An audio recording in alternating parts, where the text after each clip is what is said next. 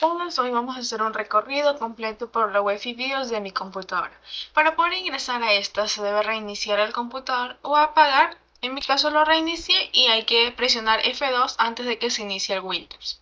Aquí tenemos el modo Easy Mode o modo fácil de la BIOS. Empezamos en la esquina superior izquierda con el bloque de Information. Aquí vemos el modelo exacto de mi placa madre y su versión de firmware, que es el 3402. Justo abajo se muestra el procesador, que es un Intel. También tenemos su total de 12 GB de memoria RAM y que está corriendo 2400 MHz. También tenemos el RAM status, que vemos cómo se dividen estos 12 GB en dos módulos, en dos ranuras, que tenemos el módulo quinto y el módulo SK Hynix. Tenemos también el XMP, que esta tecnología sirve para activar perfiles de alto rendimiento de memoria. En mi caso aparece como Disable porque está funcionando en su velocidad estándar de fábrica. Ahora vamos al centro de la pantalla, donde podemos ver los signos vitales en tiempo real. Tenemos la CPU temperatura, que dice que está el CPU a una temperatura estable de 40 grados centígrados, los voltajes, que es de 1024 voltios, y la temperatura de la placa madre. Avanzamos mismo en el centro y vemos la SATA Information, donde se ven las unidades conectadas. En el puerto 1 tenemos un SSD Kingston de 240 GB, donde está el sistema operativo. En el puerto 2 hay una lectora de DVD LG y en el puerto 3 un disco duro Toshiba de 1 TB. Aquí pasamos al Fan Profile, donde monitoreamos el CPU fan. Tenemos el ventilador del procesador, a cuánto gira, y también podemos ver la gráfica de la curva de ventilación, que es la encargada de subir las revoluciones automáticamente si la temperatura del CPU aumenta. Ahora vamos al Boot Priority a la derecha y aquí vemos que se ordena qué disco se lee primero al encenderse la computadora. En primer lugar tenemos al Windows Boot Manager, y si quisiéramos arrancar desde una USB para formatear, solo tendríamos que arrastrarla a su icono en primer lugar. También tenemos el eSystem Tuning, que se encuentra en la parte derecha. Es una herramienta fantástica que funciona como un selector de modos para la PC. Con un solo clic podemos cambiar el modo de normal para un uso equilibrado, activar el modo Power Saving para ahorrar energía y tener una computadora silenciosa, o el uso Optimal, que acelera automáticamente el procesador. Aplastando F8 tenemos el Boot Menu, que es el menú de arranque. Aquí tenemos un truco importante, que esto nos sirve para obligar a la computadora por una sola vez a arrancar desde una memoria USB o disco duro específico para formatear. Salimos y aplastamos F7 para ir al modo avanzado de la UEFI. Aquí vamos a la pestaña de mis favoritos, y antes de eso voy a explicarles el Hardware Monitor. Aquí tenemos algo que nos permite vigilar constantemente las frecuencias y el voltaje en temperatura y tiempo real mientras navegamos por cualquiera de las otras pestañas. Esto siempre va a estar aquí. Así cambiamos de pestaña. Ahorita sí voy a explicarles mis favoritos, que es una sección de panel personalizada, donde se agrupan las opciones que modificamos seguido. Aquí tenemos el CPU Core Radio, el Drum Frequency o los voltajes. Como ven en mi lista, tengo accesos directos clave a los controles de frecuencia y voltaje, al estado de ahorro de energía, al CPU C-Stage y parámetros de arranque como el Fastbook.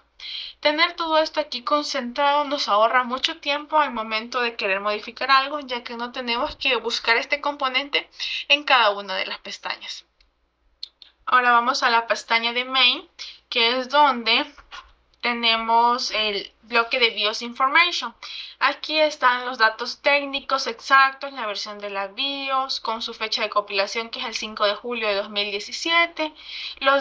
También justo debajo tenemos el Processor Information, que es donde el sistema nos muestra el nombre comercial del procesador, nos confirma su velocidad y reitera que contamos con 12.288 MB de memoria RAM, total operando 2400 MHz. Aquí podemos ver que se puede modificar el lenguaje también en el System Language y aquí vemos las opciones que tenemos para cambiar. Yo lo tengo por defecto en inglés. También tenemos el System Time y el Access Level y también nos dice que tenemos los permisos de administrador. Ahora vamos al modo Eye Tracker, que es el motor de rendimiento. Lo que está en turquesa son los targets u objetos del sistema, que nos indican las frecuencias máximas que alcanzará el procesador, la RAM y los gráficos integrados bajo carga máxima.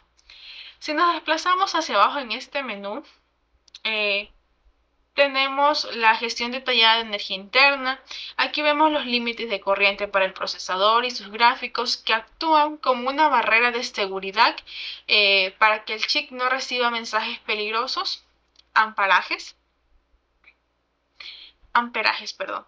Y también encontramos los ratios de CPU caché que controlan la velocidad de la memoria interna más rápida del procesador y el Max CPU Graphics Radio que define qué tan rápido trabaja el chip de video integrado. Perdón con mi inglés, por favor. Y en la sección inferior, la BIOS nos permite gestionar los voltajes con precisión técnica. Desde el CPU Core Cache Current Limit Max, que está en modo automático, y en el CPU Core Cache Voltas vemos que está en unos estables 1024 voltios. Y también podemos ver el voltaje de las memorias RAM, del PCH, que es el chipset principal que coordina los puertos USB y los discos duros.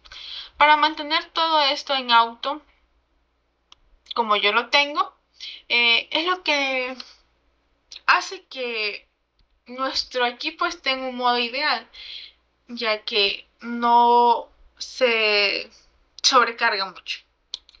Ahora vamos a cambiar a la pestaña de Advanced, donde se controla el comportamiento físico de cada chip y puerto en el CPU Configuration. Podemos activar, por ejemplo, la tecnología de virtualización de Intel, que es necesaria para crear máquinas virtuales. Aquí también tenemos el almacenamiento PCH Store Configuration, que permite definir cómo se leen mis discos Kingston y Toshiba. También en Outboard Device Configuration podemos activar o apagar los componentes soldados de la placa, como el chip de audio y el APM Configuration. Administramos la energía, cómo definir si la computadora debe encenderse automáticamente luego de un apagón. También tenemos el HDD-SSD Smart Information, es un sistema de autodiagnóstico que nos dice que si los discos están saludables o no. Ahora vamos a la pestaña de monitor. Aquí es el panel médico de la PC. Aquí vemos la CPU Temperature, que es la temperatura del CPU, que está en 40 grados Celsius. Vemos la velocidad del ventilador principal y los voltajes críticos del procesador y de la fuente de poder, los cuales están sumamente estables. Al final tenemos Anti-Surge Support configurado en ON, que es una protección exclusiva de Asus, que apaga la computadora de golpe si se detecta una sobretensión peligrosa en la red eléctrica. Ahora vamos a cambiar a la pestaña de Boot, que es el arranque. En esta pestaña se dictan las reglas de encendido. En Fastboot está desactivado para obligar a la placa madre a que cheque minuciosamente todo el hardware antes de cargar el Windows, y el SecurityBot actúa como un filtro estricto contra el malware. Aquí en Boot Option Priorities establecemos qué disco arranca primero con la función que vemos más abajo, que es Boot Override. Podemos forzar el arranque desde una USB específica en un momento dado, que esto es ideal para formatear la PC. Vamos a ir ahora a la pestaña de Tool.